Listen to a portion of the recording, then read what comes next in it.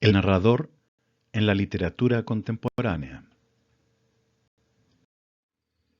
Como se expuso en la unidad anterior, las guerras mundiales, las crisis culturales, los descubrimientos y las nuevas teorías científicas traen como consecuencia que la realidad deje de ser algo externo y objetivo para el hombre del siglo XX. Así, ésta se ve fragmentada y se vive e interpreta desde múltiples perspectivas. En la literatura contemporánea, es frecuente que el narrador dé a conocer los hechos desde diferentes puntos de vista. Y eso es lo que veremos a continuación.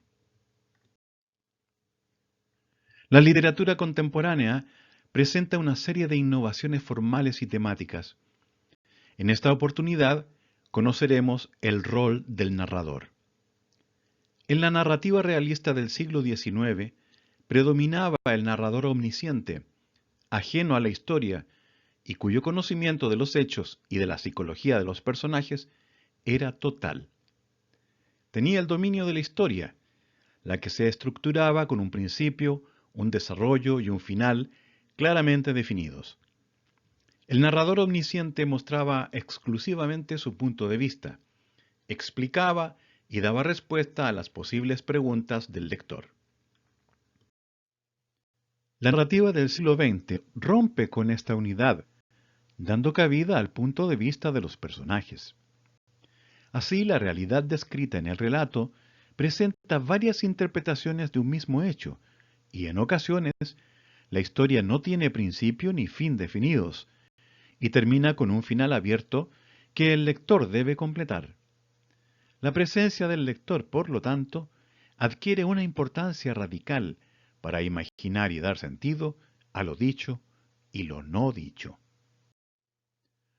Una de las características esenciales de la narrativa contemporánea es mostrar el mundo desde una o varias conciencias personales, lo que se expresa en el discurso del narrador. Para analizar dicho discurso, podemos aplicar las categorías de focalización, polifonía y modo narrativo.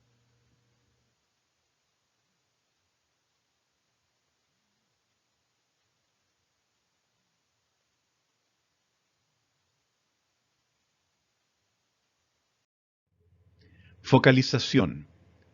Según el teórico francés Gérard Genet, en su obra Nuevo discurso del relato, 1998, la selección de la información mediante un foco equivale a la perspectiva desde la cual se sitúa el narrador para percibir los elementos del mundo ficticio, que determinará el tipo y la cantidad de información que se entrega al lector.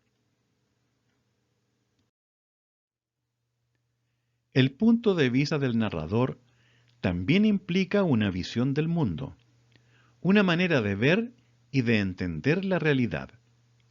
No debe confundirse la focalización con la identidad del narrador. De hecho, en un relato el narrador puede ser el mismo y la focalización variar. Por ejemplo, puede pasar de percibir la realidad desde un determinado personaje a filtrar la información desde otro. La focalización se relaciona con el tipo de narrador. Observa el siguiente organizador gráfico.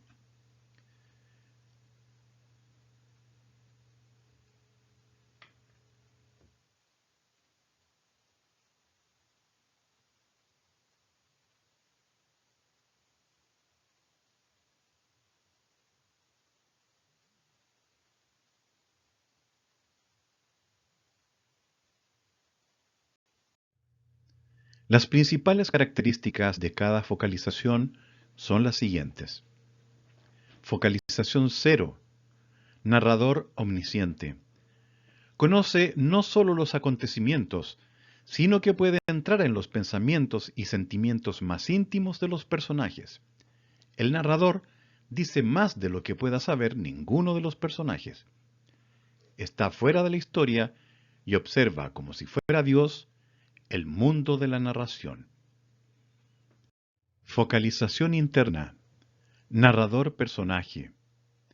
Está situado dentro del mundo narrado. Participa en la historia.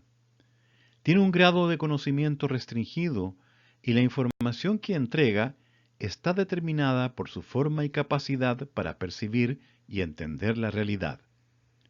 Puede ser protagonista cuando narra su propia historia y todas las acciones giran en torno a él, o testigo cuando narra la historia de otro, en la que él cumple un rol secundario. Focalización externa. Narrador objetivo. Percibe la historia desde fuera del mundo narrado, al igual que el narrador omnisciente, pero a diferencia de él, su perspectiva excluye toda información sobre lo que piensan o sienten los personajes. Se limita a describir los fenómenos percibidos en sus aspectos exteriores, acontecimientos, espacios físicos, entre otros, y no es capaz de interpretarlos. Modo narrativo. El modo narrativo corresponde a la distancia con que se ubica el narrador respecto del relato, es decir, el lugar desde donde percibe el mundo ficticio. El modo da lugar a los estilos narrativos que se describen a continuación. Fíjate en el estilo indirecto libre, que es una innovación de la literatura contemporánea. Estilo directo. El narrador reproduce literalmente lo que dice el personaje e interviene solo para estructurarlo en párrafos, con comillas, rayas u otros signos de puntuación. En ocasiones anuncia o describe el discurso del personaje mediante verbos de diverso tipo, de lengua, decir, contar, reprochar, de pensamiento, pensar, opinar, creer, de percepción, oír, notar, y de entendimiento, saber, enterarse.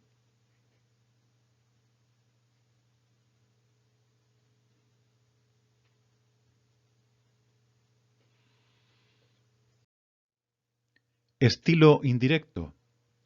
El narrador reproduce con su propia voz el discurso interno o externo de un personaje. Frecuentemente se introduce dicha reproducción con la conjunción que.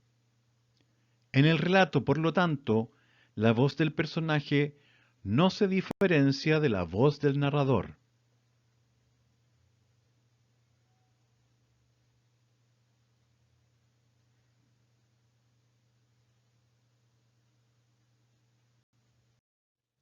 Estilo indirecto libre. Es una variante contemporánea del estilo indirecto. El narrador, sin anunciarse, expresa el contenido de lo que dice un personaje. El discurso del narrador se ve afectado por la voz de uno de sus personajes al punto de que no es posible determinar con claridad si quien habla es el narrador o el personaje. Está expresado en tercera persona, pero transmite ideas y emociones propias de un personaje. Quería ir a Marte en el cohete. Bajó a la pista en las primeras horas de la mañana y a través de los alambres les dijo a los hombres uniformados que quería ir a Marte. Les dijo que pagaba impuestos, que se llamaba Pritchard y que tenía derecho a ir a Marte. ¿No había nacido allí mismo en Ohio? ¿No era un buen ciudadano? Entonces, ¿por qué no podía ir a Marte? A continuación sigue la lectura de Las olas de Virginia Woolf en las páginas 86 a 89 de tu texto del estudiante. Antes, digamos que Virginia Woolf, nacida en 1882 y fallecida en 1941, fue una de las más importantes escritoras del siglo XX. De nacionalidad inglesa, también se dedicó junto a su esposo a la edición de libros. Entre sus novelas más famosas están La señora Dalloway, Alfaro y Las olas, en las que utiliza novedosas técnicas narrativas como la incorporación de imágenes poéticas en el relato, el monólogo interior y la pluralidad de voces. Las olas se publicó el año 1931 y es considerada por la crítica como la novela más experimental de Virginia Woolf, pues utiliza técnicas expresivas renovadoras y nuevas formas estéticas. La obra se estructura a partir de los monólogos de 6 personajes con muy pocas intervenciones del narrador. Lee el fragmento que se presenta a continuación y luego desarrolla las actividades.